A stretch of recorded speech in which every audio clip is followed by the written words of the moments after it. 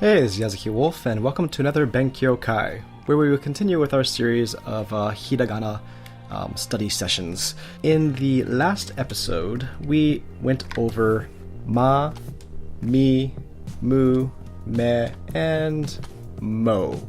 And this time, we're going to be moving right along. We just have about, I think, just like 3 more columns to go through, and then we can move away from the Hiragana lessons. But here we are with our next column. And so here we have ya, you, and yo. And you could probably notice here that we don't have anything in this column and this column. And just for a brief kind of breakdown of that, I actually took a linguistics class in Japan, so this is not something that's usually taught in Japanese lessons, but for people that are curious, the reason why we have ya, you, and yo, but we don't have, let's see, what do we have here? Yi, there's no yi, and there's no ya, yi, you, there's no ye. Now, I'm not quite sure why there isn't a yeah. Maybe there was before and it disappeared, but the main reason why there is no yi is because the Japanese ya, it's not actually pronounced like the English ya. I'll get into this. Maybe I'll do like a linguistics breakdown lesson at the end of the Hiragana thing, just to kind of help with your pronunciation, because I know this just knowing this helped me a lot, because we represent these things in Roman characters, but they aren't actually the same as our Roman characters. So when you're saying ya in Japanese, you're not actually making a y sound. You're making the e sound, and then you're adding a next to it. So the Japanese ya is actually e, So ya. So you're not making a ya. You're making a ya. And so the reason why you don't have a yi is because the Japanese ya isn't an English ya. So English y, we can say yi. But in Japanese, it's actually just an I sound with another I sound next to it. So in Japanese, it's just e. E. They can't say, well, they don't say yi. They say it would be e. And that's why I've actually found this when I was teaching English in Japan, that most English learners from Japan have a real hard time hearing the difference between words like year and ear. Like I went over it with a lot of my students, and they said it sounded the exact same to them. And some of them are really concerned because they couldn't figure out the difference. And usually, what I end up telling them is like, don't worry too much about it, because you're not going to hear someone saying like, what year were you born? Like, that's not going to happen. So just by context, they're going to know what they're saying. They're going to know that they're saying year if they're asking about when they're born. Then they're going to say they'll be able to know that it's ear when they're talking about their body parts. And it's very clear from context which one is intended. But that just explained a lot to me of why the kind of background is different in the way that they pronounce this y. So things like year and ear. But anyways, another case of this is with the W. The Japanese W actually isn't the same as our W. The Japanese W is actually just a U sound. So when you have something like wa, W-A, wa, in Japanese it's actually just U and ah. It becomes u-ah. I think we actually might get to the W's later, so I'll save that for another lesson. Now down here, I could theoretically see, like linguistically, how this yeah could actually work. Yeah, but I don't know. I think maybe it just fell out of favor over time. So you just have these three to worry about in the Y column. So let's just see about how to write these. Starting for the top with the hiragana ya, it's you start with the stroke that goes from the left to the right, like so. It's not the cleanest. Let's do that one more time, like that maybe. Okay. And then next is this stroke here, which then curves around and comes up to this stroke that goes down here. Now, so in terms of the way that your brush is moving, it's 1 and then coming up and around, and then you go 2 and then down this way and something like that. Honestly, I cheat with this a lot because it just feels really awkward to me to go like this. I mean, I guess it works. Yeah, so 1, 2, 3. I guess that would work. But I've actually written this like this a lot of the time, which is not the right order. But I mean, I don't know. As long as people see it and they understand what you're writing. But yes, the proper order is 1, 2, and then 3. So anyways, that was the ya. Let me write that a little cleaner. 1, 2, 3. Okay, yeah. And we skipped this one. And now for you, it's just 2 strokes. This is pretty simple. 1, just move up around. Sorry, 1 like that. I kind of think of it like a fish, and then just strike through the middle. So there you go, you. Next up we have yo. This is another pretty simple one. It's just 2 strokes from the top. Just go down and around like so, and then across there. Yo, yo, yo. All right, I don't have the cleanest writing, but anyways, so that was our ya, you, and yo. Let's go ahead and look at some examples of using these. So, first off, we have ya, just ya, very simple, which means arrow. I probably could have put bow and arrow in here. So bow is yumi. So yumi, and then ya is arrow. So yumi and yumi to yo would be, I guess, bow and arrow, I guess. So yumi is a bow and ya is an arrow. And you knew it was coming. Here it is, the example sentence. Once again, I had to do this just one more time. Please forgive me. Mukashi wa omae no yona bokensha datta no da ga, hiza ni ya o ukete shimatta. Hiza ni ya o ukete shimatte na.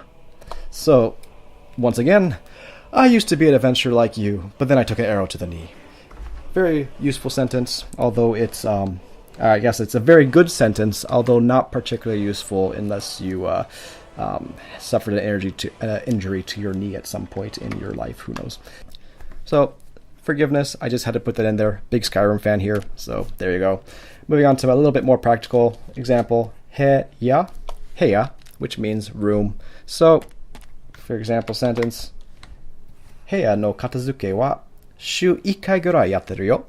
So, I clean my room about once a week. So, heya no katazuke is to clean things up. Shu ikai, shu is a week. Ikai is once. Gurai, that's about. Yatteru yo, doing it. So I clean my room about once a week. I don't know if that's true or not. Do I? Well, anyways. So, moving on. Yume. And you've probably heard this before. It just means to dream. Pretty popular tattoo if you see this kanji around. So for an example sentence to this, Yume o kanaeru tame ni kyoryoku janakute doryoku wa hitsuyou da. So yume o kanaeru tame ni doryoku wa hitsuyou da. So to bring about your dreams, to make your dreams come true, yume o kanaeru tame ni, doryoku, which is effort, wa is a particle, hitsuyou da. Hitsuyou is necessary. So it is necessary to work or to put great effort into fulfilling your dreams. And this is very true. I've had many dreams in life, and many of which that have come true, or that I have made come true. And I think that's the key point to this, that maybe your dreams might just come true beyond your control, but for the most part, you have to make them come true. So if you want to work toward a dream, then work toward it. Don't just expect things to fall into place. It's good to have your heads in the clouds. I don't like how people kind of say that that's just a bad image. I think it's good to have your head in the cloud, as long as you then think about the actions and the effort that you want to take in your life to bring about those dreams and ambitions. All right, so moving right along, we have yomu, which means to read. So yomu, let's give an example sentence for you.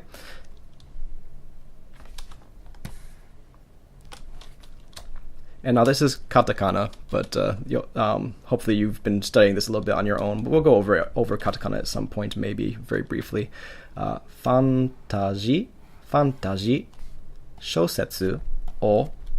And this is another particle that I was going to mention. I think I ended up not mentioning it, but remember how ha, it actually, when it's a particle in grammar, it's pronounced as a W as opposed to an H. This is another example of that, where this is actually going to be this is actually wo, W-O, wo, which actually was pronounced uo, but uo. But in cases of being used as a particle, it's just pronounced as a o. Damn, I really shouldn't go into all these grammar lessons in here. We're getting ahead of ourselves. Anyways, so fantasy shosetsu o yomu no ga tsuki desu ka? So we're asking, tsuki desu ka is like, do you like? And you'll notice this a lot in a lot of these Japanese sentences, that it's almost in reverse order of English. So we're starting from the back. It's like, do you like reading fantasy novels? Do you like reading fantasy novels? Maybe if you do, you might want to read some Game of Thrones or something, or Lord of the Rings, it's good stuff. So moving right along. So here, we've basically covered the ya, you, and yo, but there's something special here that I've been kind of avoiding talking to specifically about, but it does come up a lot, and you should be aware of it. Is you may notice here that we have a very small yo right there, and here we have like a very small you, and here we have a very small ya. And the thing about that is that when that happens, you're not going to pronounce it as ba shi yo. The very small, because it's smaller, it's telling you that this has to combine with this sound. So the yo is combined with the shi, or not shi, that sounds like Chinese, shi. So it's combined with the shi sound, and this all becomes one sound. It becomes sho. So essentially you have shi and then yo, but because the yo is small, it's telling you to get rid of this I and just get rid of that and load these together so that you get show. Show. And same thing down here. These two together, they make shu. And here, these two together, it makes, can you guess it? Sha, right? So the ya loses the I sound. That goes away. It just becomes, you're just using the ah of it. And the SHI loses the I sound there. And it's not only with SH, it could be other things like with like character in Japanese. It's actually